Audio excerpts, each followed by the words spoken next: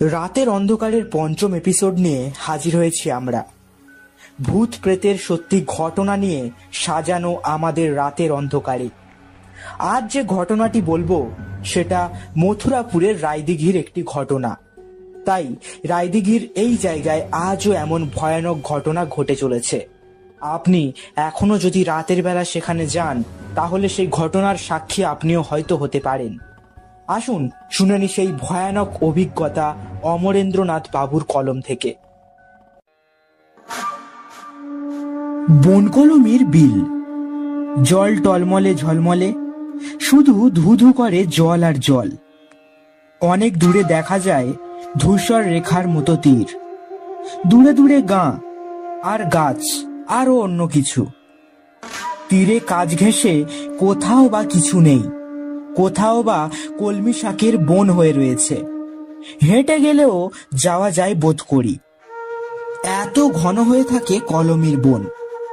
সবচেয়ে ভালো লাগে বনকলমির বিল জ্যোৎস্না রাতে। চাঁদের আলোয় যখন আকাশ ধুয়ে রূপোর ধারা নামে পৃথিবীর ওপর, তখন বনকলমির বিলকে মনে হয় স্বপ্নলোক বুঝি। ছোট ছোট ঢেউয়ের নিচে বেড়ায় যেন হাজার হাজার পরীর দল। তাদের নুপুরের শব্দও শোনা যায় খুব ভালো করে, কান পেতে শুনলে। যখনই দিদির বাড়ি গিয়েছি বনকলমির বিলের ধারে বসে থেকেছি ঘন্টার পর ঘন্টা। কি ভালো যে লাগতো বলে বোঝাতে পারবো না। কিন্তু আর কখনো বিলের বুকের ওপর বেড়াইনি।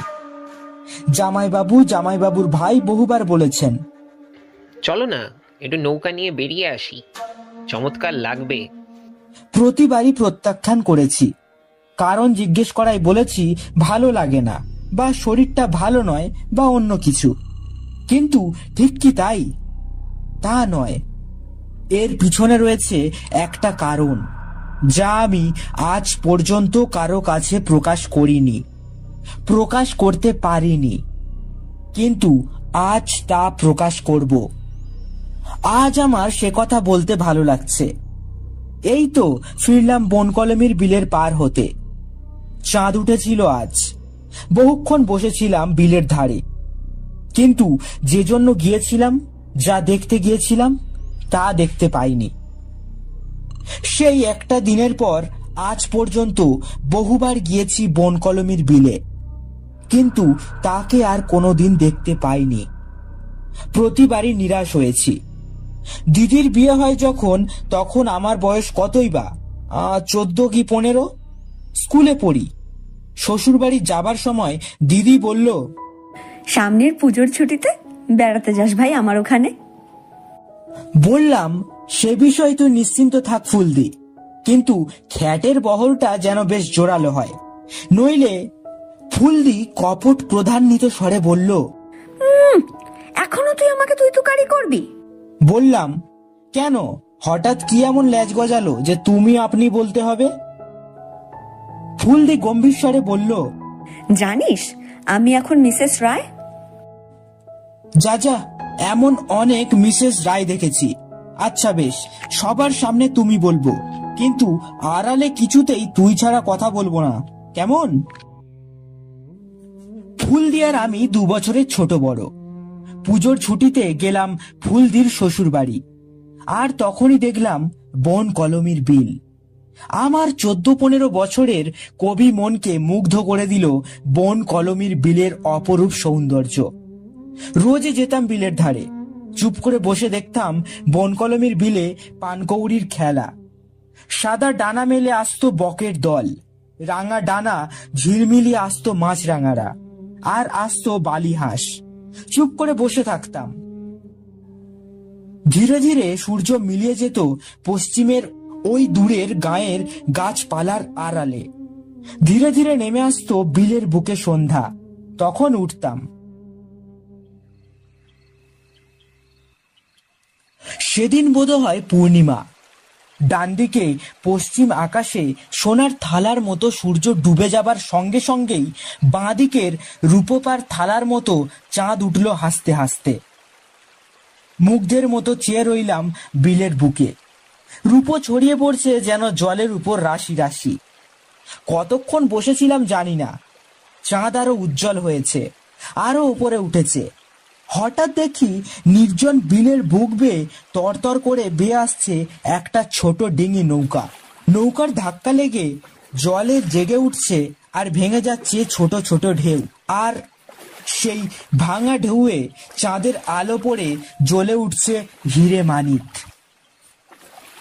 আরে, ডিঙিটা আসছে যে আমার দিকেই। আর কি আশ্চর্য, ডিঙিটা চালাচ্ছে আমারই বয়সের ছোট একটা মেয়ে। আমার অবাক দৃষ্টির ওপর দিয়েই নৌকাটা একেবারে আমার সামনে এসে থামলো। সেই ছোট মেয়েটা চেঁচিয়ে জিজ্ঞেস করলো, কে বসে ওখানে? এরকম হঠাৎ প্রশ্নে আমি একটু থতমত খেয়ে গেলাম। একবার ভাবলাম উত্তর দেব না, শেষে 7-5 ভেবে বললাম, আমি অরু। মেয়েটি বইটা তুলে কয়েক সেকেন্ড কি ভাবলো, তারপর বলল, আরু? না, চিনি না। নতুন মানুষ নিশ্চয়। কোথায় এসেছো? কাদের বাড়ি? বললাম। শুনে মেয়েটি বলল, ও, শৈলেশ কাকার বাড়িতে এসেছো? তাহলে তো চেনা হয়ে গেল। বেড়াতে যাবে? বললাম, কোথায়? মেয়েটি বলল, তুমি তো বড় বোকা। নৌকায় বসে বললুম বেড়াতে যাবে, তাতে বলল কোথায়? নৌকা কি ডাঙায় চলে না আকাশে? বিলে মশাই, বিলে। যাবে বেড়াতে? ও বাবা, মেয়েটি যে পয়লা নম্বরের কথার জাহাজ, আর ডান পিঠেও বটে। নইলে একা একা নৌকা নিয়ে রাত্রে বিলে ঘুরে বেড়ায়। কি মেয়ে রে বাবা। ফোঁস করে মেয়েটি বলল, কই উত্তর নেই যে? ভয় হচ্ছে বুঝি? যাবে তো চলে এসো, নইলে চলি। আমার দাঁড়াবার সময় নেই, সাজবারও দরকার নেই। বলে ফেললাম, দাঁড়াও যাব। কাদা ভেঙে ডিঙিতে উঠলাম গিয়ে। মেয়েটি বইটা বাইতে শুরু করলো। বললে, চুপ করে বসো, বেশি ঝুঁকো টুকো না জলের দিকে, নৌকা টলবে। বললাম, আমাকে দাও না, আমি বাই। ফোঁস করে মেয়েটি বলল, থাক থাক, ঢের হয়েছে। শেষকালে ডিঙি উল্টে দাও আর কি। তোমাকে দেখেই বুঝেছি ও তোমার কম নয়। বলে আমার দিকে একবার অবহেলার দৃষ্টিতে চেয়ে নৌকা বেয়ে চলল। এতক্ষণে মেয়েটিকে ভালো করে দেখলাম। চাঁদের আলো ওর মুখে, ওর সারা দেহে ছড়িয়ে পড়েছে। কি সুন্দর দেখতে ওকে, ঠিক যেন মা দুর্গার পাশে যে লক্ষ্মীর প্রতিমা থাকে তার মতো।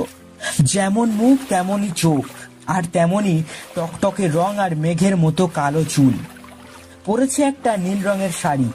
শাড়ির আঁচলটা কোমরে ঘুরিয়ে গাছ কোমর করে বাঁধা। কি ভালো যে লাগলো। মেয়েটিকে দেখে কি বলবো, ঠিক যেন দিদিমার কাছে শোনা সেই রূপকথার রাজকন্যা মধুমালা। তার দিকে অবাক হয়ে হাঁ করে চেয়ে আছি। সে বলে উঠল, কি দেখছো এমন হাঁ করে? বলে ফেললাম, তোমায় কি সুন্দর দেখতে। বোধহয় সে লজ্জা পেল। বলল, যা, আমায় নাকি আবার সুন্দর দেখতে? মা বাবা সকলেই তো আমাকে গাল দেয়, বকে, বলে দোষী মেয়ে, হাড় জ্বালানি মেয়ে, আরো কত কি বলে। বললাম, পাগল নাকি? কখনো তা বলতে পারে না। মেয়েটি বইটা তুলে হাঁ করে বলল, আরে, এই ছেলেটা পাগল না মাথা খারাপ? আমি বলছি বলে তবু বিশ্বাস করছে না। আমায় মিথ্যেবাদী বলতে চাও? দেবো ভোটের বাড়ি এক ঘা, তখন বিশ্বাস করবে। তাড়াতাড়ি বললাম, থাক, বিশ্বাস করেছি। এরপরেও বিশ্বাস না করে পারি যে তুমি দোষী মেয়ে। কিন্তু দোষী বলুক, হাড় জ্বালানি বলুক, পেঁচার মতো দেখতে তো আর কেউ বলে না। হেসে ফেলে মেয়েটি বলল, তুমি বড় ফাজিল। বলে ফেললাম, তুমি কম কিসে? আবার আমার নিন্দে? তা করো, সকলেই নিন্দে করে, তুমি বা ছাড়বে কেন? বললাম, না না, সত্যি আমি তোমার নিন্দে করতে চাই না। বিলের বুকের ওপর দিয়ে ভেসে ভেসে যাচ্ছে আমাদের ডিঙি। ভীষণ ভালো লাগছে। হঠাৎ মেয়েটি বলল, তুমি আমার নাম জিজ্ঞেস করলে না? বললাম, তুমিই বলবে বলে অপেক্ষা করছিলাম। মেয়েটি হেসে বলল, ও বাবা, তুমি যে একটি মাস্টার মশাই, বেশ গুছিয়ে কথা বলো তো। প্রতিবাদ করে বললাম, দেখো আর যাই বলো, মাস্টার মশাই বলো না, এ মাস্টার মশাইদের আমি মোটেই ভালোবাসি না। মেয়েটি হেসে বলল, ঠিক বলেছ তো, আমিও মাস্টার মশাইদের একদম ভালোবাসি না। তোমার সঙ্গে আমার বেশ মিল আছে তো।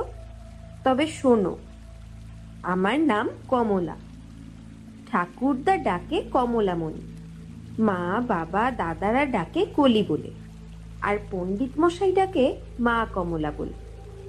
আর জানো এক মজার কথা, নানকু আমার ছোট ভাই, এই একটুখানি, এখনো ভালো করে কথা বলতে পারে না, ডাকে তমল দি আর তালি, এত হাসি পায়। বলেই কমলা হেসে ফেলল। কি সুন্দর হাসে মেয়েটি, ঠিক মুক্তোর মতো দাঁত চাঁদের আলোয় ঝিকমিক করে ওঠে। বললাম, আচ্ছা তোমার ভয় করে না? ভয়? কিসের ভয়? এই একা একা নৌকা বেয়ে যেতে। খিলখিল করে হেসে উঠল কমলা, যেন একটা ভয়ানক মজার কথা বলেছি। বলল, ভয়? তুমি হাসালে দেখছি। নৌকা বইতে ভয় সে তোমরা করো কে? কমলা কখনো নৌকা বাইতে ভয় পায় না, বুঝলে বচনদর? বন কমলির বিলের ধারে বাড়ি, আর গোবিন্দ জেলের কাছে শিখেছি। ডিঙি বাইতে আমি ভয় করব কেন? আর একা একা নৌকা বাইতেই মজা, তার উপর এমন চাঁদের রাতে তো কথাই নেই। হঠাৎ কথা থামিয়ে কমলা আবার বলল, আচ্ছা, তুমি রাগ করলে না তো? বললাম, কেন? তোমায় বন্দর বললাম বলে। রাগ সত্যি একটু হয়েছিল, এরকম হেসে উড়িয়ে দিয়ে বন্দর বললে কার না রাগ হয়, কিন্তু ওর কথায় সব রাগ মুছে গেল মন থেকে। সত্যি এই মেয়েটার উপর রাগ করা যায় না কোনো মতেই। বললাম, না না, রাগ করব কেন? কিছুক্ষণ চুপচাপ, শুধু বৈঠার শব্দ জলের উপর ছপাত ছপাত করে চলছে। বনকলমির বিলের জলে হাজার খানা হয়ে চাঁদ নেচে বেড়াচ্ছে। কমলা মুখ খুলল। জানি ও মেয়ে কতক্ষণ আর মুখ বুজে বসে থাকবে। বললে, আমি জল ভীষণ ভালোবাসি, আর ভীষণ ভালোবাসি নৌকা বাইতে, এরকম নৌকা বেয়ে ভেসে যেতে। প্রায় সারাদিনই যখন সুবিধে পাই, আমার এই ডিঙিটা নিয়ে ভেসে পড়ি। এই ডিঙিটা আমার আদায় করেছিলাম দাদুর কাছে আবদার করে। জ্যোৎস্না রাত হলে তো আমি সত্যি বলছি ঘরে থাকতে পারি না। এই যে ঢেউগুলো দেখছো না, এরা হলো পরী। জ্যোৎস্না রাতে এরা আমায় ডাকে, আমি যতক্ষণ পারি ওদের সাথে কথা বলি, গান গাই। আমি গান গাই, ওরা নাচে, এত ভালো লাগে যে কি বলবো। আর যেদিন আসতে পারি না, সেদিন আমার মন ভীষণ খারাপ হয়ে যায়। সেদিন আমি কেঁদে ফেলি, মা বাবা কত বকে, গাল দেয়, সময় সময় ঘরে বন্ধ করে রাখে। কিন্তু আমি তবু বন কমলির বিলকে ভুলতে পারি না। এই যে আমার সই, ফুক পেলেই সইয়ের কাছে চলে আসি। এক মুহূর্তের জন্য চুপ করে থেকে আবার বলতে শুরু করলো কমলা, আর জানেন, ঠাকুরদার কিন্তু আমায় ভীষণ ভালোবাসে। আমায় কি বলে জানো? বলে আমি নাকি পাতালপুরীর রাজকন্যা ছিলাম আগের জন্মে। সত্যি, দাদু আমায় খুব ভালোবাসে। মা কিন্তু আমায় একদম ভালোবাসে না, বলে আমি নাকি জলের রাক্ষসী ছিল, আমি হাড় জ্বালানি মেয়ে, এমন কত কি। আমার কুচুটা বই গেল, গাল দিল তো। বলো তো, তুমি বলো, বলো না, বন কমলের বিলকে আমি যদি ভালোবাসি, তো অপরের তাতে বলবার কি আছে? এতক্ষণ পরে কথা বলতে পেরে হাঁপ ছেড়ে বাঁচলাম। বললাম, সত্যি কথা, কিন্তু বাপ মায়ের মনে কষ্ট দিয়ে বনকলমের বিলকে ভালোবাসাটা কি ভালো? মুখটা গম্ভীর হয়ে গেল কমলার। বললে, কি করব? তারা যদি ইচ্ছে করে কষ্ট পায়? ও আমার সই, সইয়ের সাথে কাছে আসবো না তা বলে? বারে, একটু আগেই তাকে গুরুজন সুলভ কথা বলেছি, কিন্তু তবু তার মতো অদ্ভুত এবং এক সাহসী মেয়ের সঙ্গে ভাব হওয়ায় মনে মনে গর্ব অনুভব করছি। বললাম, আজ তুমি এলে কি করে? এখন আর আমাকে আটকায় কে? মানে? দুষ্টুর মতো হেসে কমলা উত্তর দিল, উফ, তা কেন বলবো? না বলো তো বয়েই গেল আমার। আমিও উদাসীন হতে ছাড়ি না। আমার দিকে চেয়ে কমলা বলল, আচ্ছা আচ্ছা বলছি, একদিন কি মজা হয়েছিল শোনো। শোনবার আগ্রহ খুবই ছিল, তবু আগের মতো উদাসীন হয়ে সুরে বললাম, শুনি তবু কি হয়েছিল। কমলা বলতে লাগলো, সেই দিন থেকেই তো আর কেউ আমাকে আটকায় না, যখন খুশি বিলের বুকে ইচ্ছে মতো ভেসে বেড়াই। অবশ্যই ঠিক এমনই জ্যোৎস্না রাতে।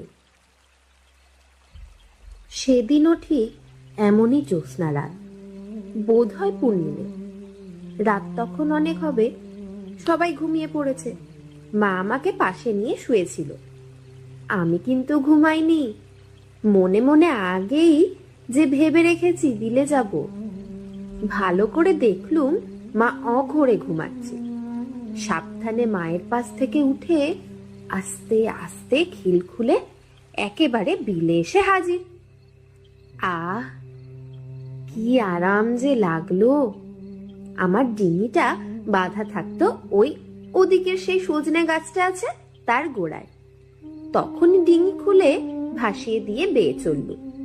সই যে ডাকছে, চাঁদের আলোয় চারদিক ধপ ধপ করছে, আর আমি একা বিলের বুকে ডিঙি নিয়ে বেয়ে চলেছি। আমার সই বনকমলির বিলে। যেতে যেতে অনেক দূর গিয়ে পড়লুম। ওই যে দূরে গাঁটা দেখছো, প্রায় ওইখানে। ফিরবো ফিরবো ভাবছি, হঠাৎ দেখি চাঁদের আলো কমে আসছে। কি ব্যাপার? কখন যে আকাশের কোণে কোণে মেঘ জমে উঠেছে তা লক্ষ্যই করিনি। ভয় হয়ে গেল। ভাবলুম ওই কাছের গাঁটায় ডিঙি ফিরিয়ে দিই, কিন্তু আরেকবার ভাবলুম, যাকগে, খুব জোরে বেয়ে গেলে মেঘ ভালো করে জমবার আগেই বোধহয় পৌঁছে যাব নিজের গায়ে। তাই করলুম। প্রাণপণে বইকে ঠেলে ফিরতে লাগলুম। কিছু দূর এসেছি, আর ঝড় উঠল। উফ, কি ভীষণ হাওয়া! শাঁ শাঁ করে এগিয়ে আসছে, কালো দস্যির মতো ঝড়। অন্ধকার হয়ে গেছে চারিদিকে। না পারি দিক ঠিক করতে, না পারি ডিঙি সামলাতে। আমার যে তখন কি হতে লাগলো কি বলবো! ভয়ও পাচ্ছে খুব, মজাও বেশ লাগছে। আকাশের দিকে চেয়ে দেখলুম সব অন্ধকার। বিলের দিকে চেয়ে দেখি সে যেন রাগে ফুঁসছে। সেই রাগের হাত থেকে ডিঙি রাখবার অনেক চেষ্টা করলুম, শেষকালে আর রাখতে পারলুম না। এমন একটা ধমকা হাওয়া এলো যে আমার ছোট ডিঙিটা উল্টে গেল।